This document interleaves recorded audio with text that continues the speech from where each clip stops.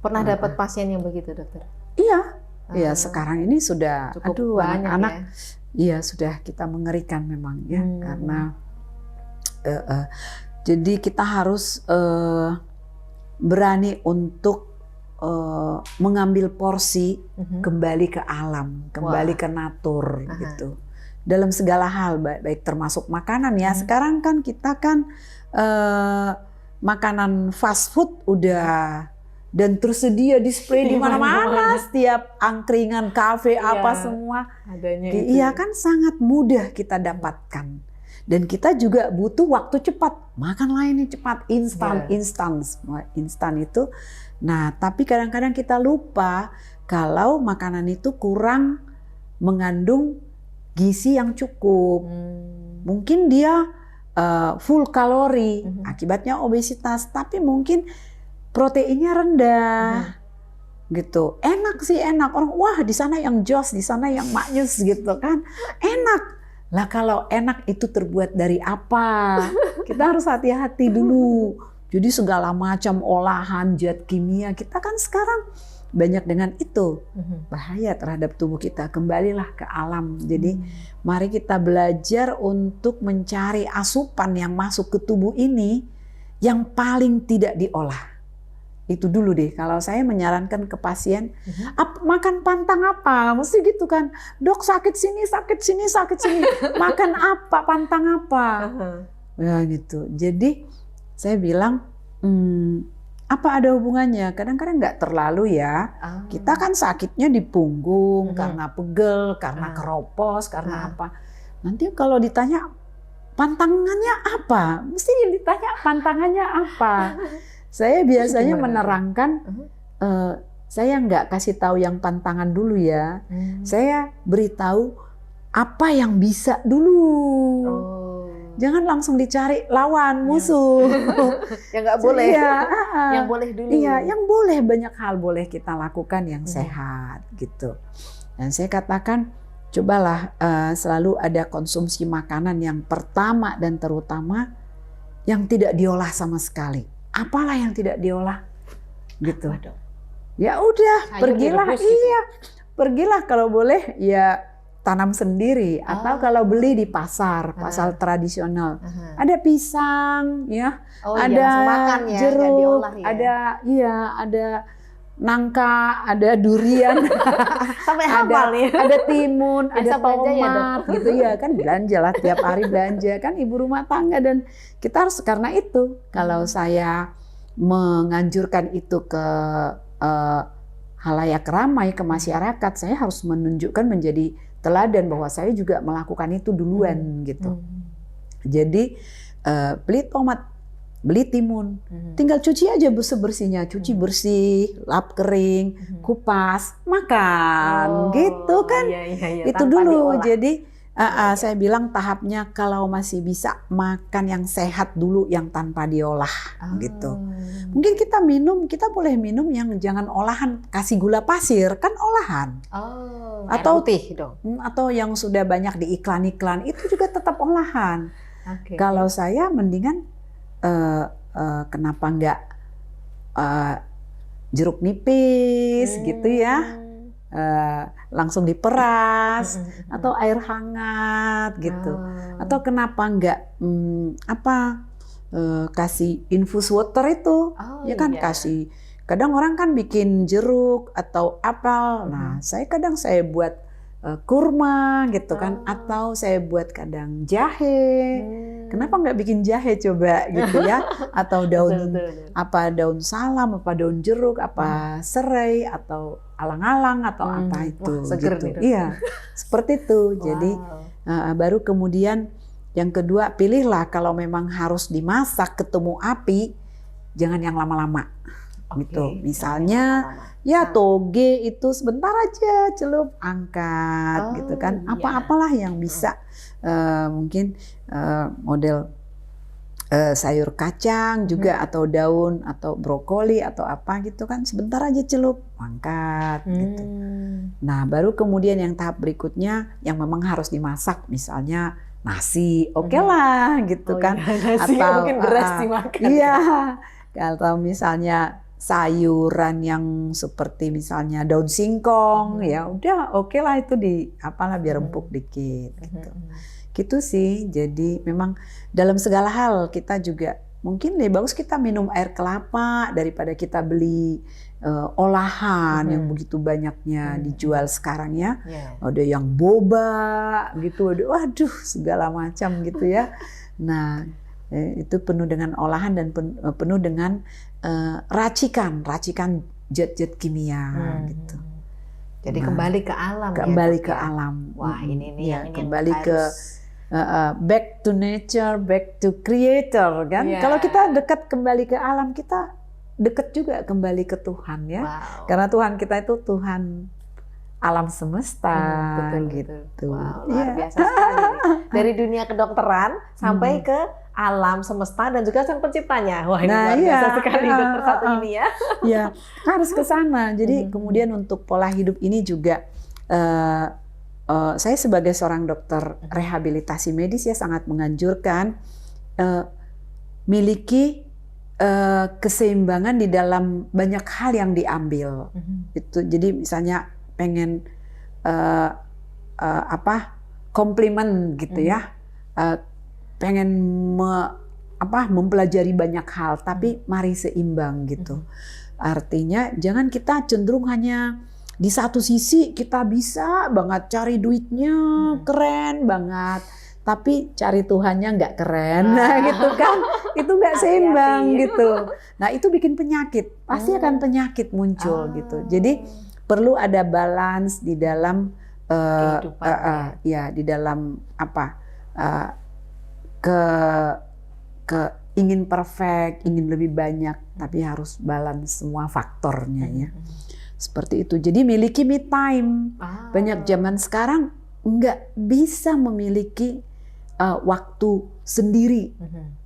Waktu sendiri gitu mungkin dia udah merasa anak zaman sekarang sendiri itu dianggap wah begitu banyaknya di sana udah pergi ke mall atau nggak apa dengan komunitas atau dengan ini sibuk sekali melakukan apa, hangout terus janji bikin apa, cari apa, bikin bisnis online segala macam, tapi sehingga tidak memiliki me time, benar-benar waktu sendiri, refresh, relax, bukan sekedar tidur ya, emang harus tidur cukup ya, tapi lebih dari itu karena itu akan merefresh, merenewal jiwa kita, roh kita, pikiran kita, ya persepsi kita dengan kehidupan ini kita sendiri aja tanpa diganggu apa.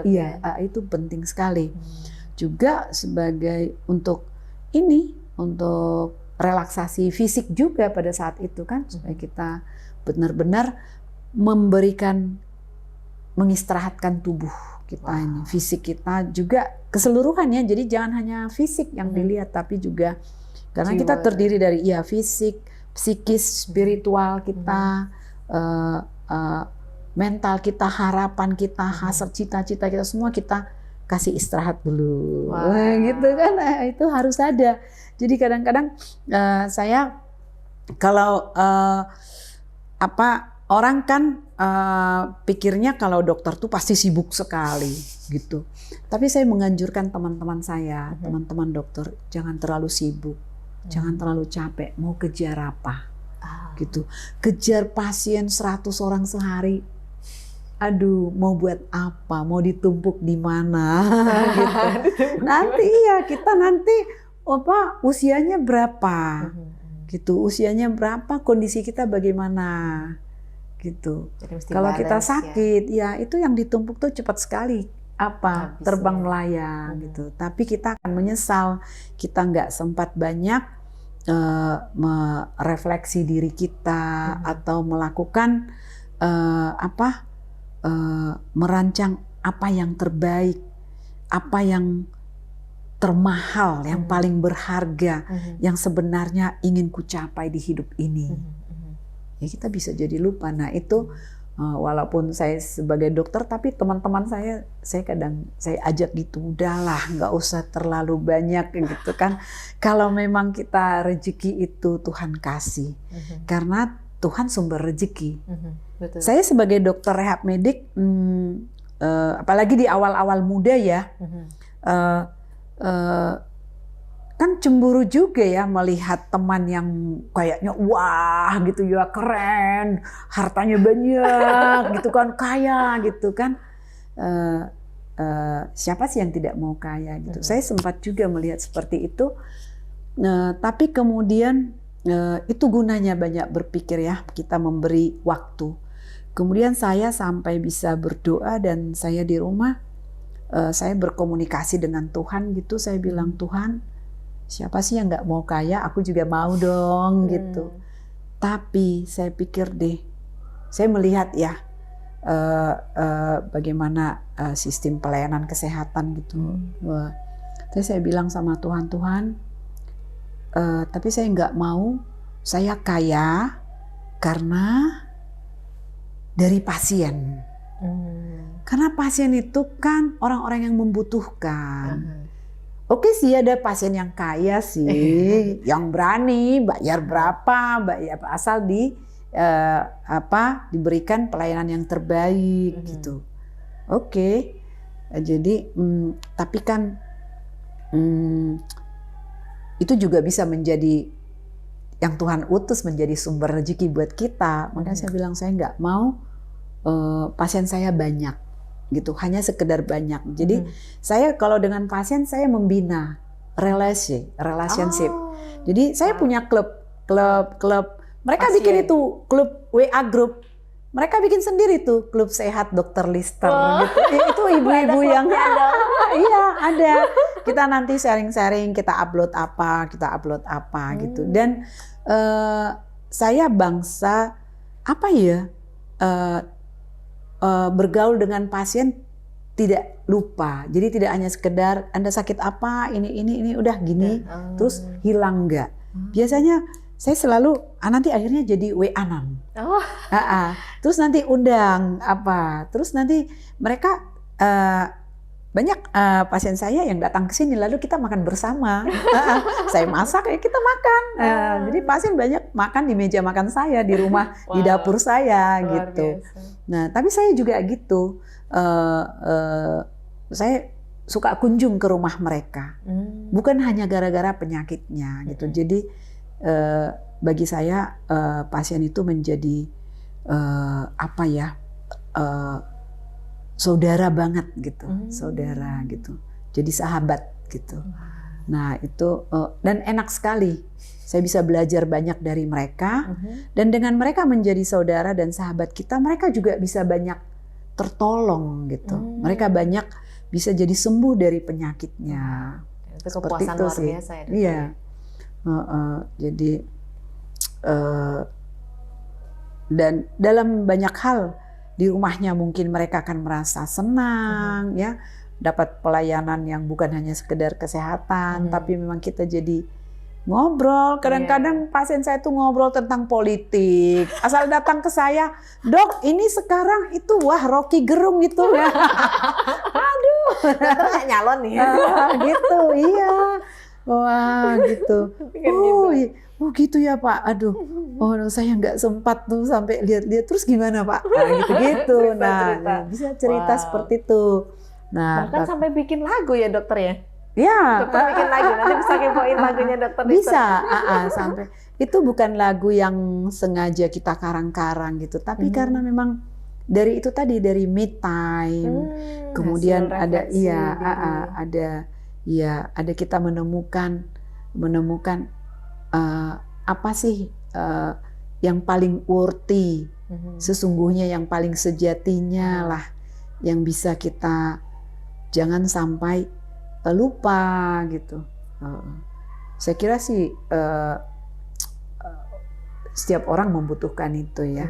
Tapi saya bersyukur juga sebagai dokter yang dikira orang sibuk-sibuknya seperti apa, orang selalu merasa sibuk jangan diganggu, padahal dalam hati saya nggak sibuk, saya bisa. Saya ini lagi tiduran, ini lagi istirahat sama anak saya gitu kan. Gitu. Nah, itu jadi benar-benar bisa menikmati hari-harinya gitu ya dokter ya, luar biasa. Karena belajar juga kita dari banyak pengalaman. Di YouTube itu kan banyak tuh bagaimana orang-orang yang sudah sepuh ternyata kembali mengatakan, jangan terlalu banyak, nanti akan kita tinggal semua, nanti kita apa, nanti gitu kan, nanti itu gini. Tapi bukan berarti kita jadi nggak bekerja serius, jadi nggak bekerja optimal, maksimal. Ya harus ya, kita harus menghargai waktu gitu. Nah cuma gitu, waktu jangan dikonotasikan dengan uang. Saya kurang sependapat. Zaman itu apa ya, quotes lama dan mungkin sampai sekarang masih orang pegang. Orang bilang time is money. Waktu itu adalah uang gitu. Nah, bagi saya semakin menyadari uang bukan segalanya. Oleh karena itu bagi saya quotes-nya bukan begitu, tapi bagi saya time is more than money. Gitu. Waktu itu lebih daripada uang. Kalau sekedar uang, aduh. Tapi waktu itu adalah kesempatan, waktu itu adalah momen, waktu itu adalah kairos gitu. Jadi walaupun itu saya pakai untuk beristirahat, me time saya itu mahal sekali, nggak bisa dibeli dengan uang gitu. Ya, walaupun uang pun berharga, kita nggak menyanyiakan lah, dan kita nggak menganggap remeh ya. Kita perlu mempergunakan uang itu dengan benar gitu, dengan efektif, bermakna, bermanfaat gitu. Wow, gitu sih, ya. Betul. Jadi itu tadi harus ada balance ya. Itu jadi saya kira itu akan bisa menolong kita keluar dari banyak penyakit-penyakit di zaman sekarang gitu. Karena penyakit zaman sekarang itu kan faktor penyebabnya nggak cuma satu, gitu. Misalnya, oke lah kalau tabrakan, kecelakaan, patah tulang itu memang hanya murni gitu kecelakaan gitu. Tapi itu tidak seberapa dibanding cancer gitu. Orang sakit kanker apa itu kita nggak tahu itu dari mana itu. Gitu. Ada orang bilang itu karena makanan, karena pola hidup, karena stres, karena ada juga dari sisi rohani karena kepahitan, karena segala macam itu kan bisa terjadi. Jadi nah itu nggak bisa hanya satu faktor. Seperti itu sih.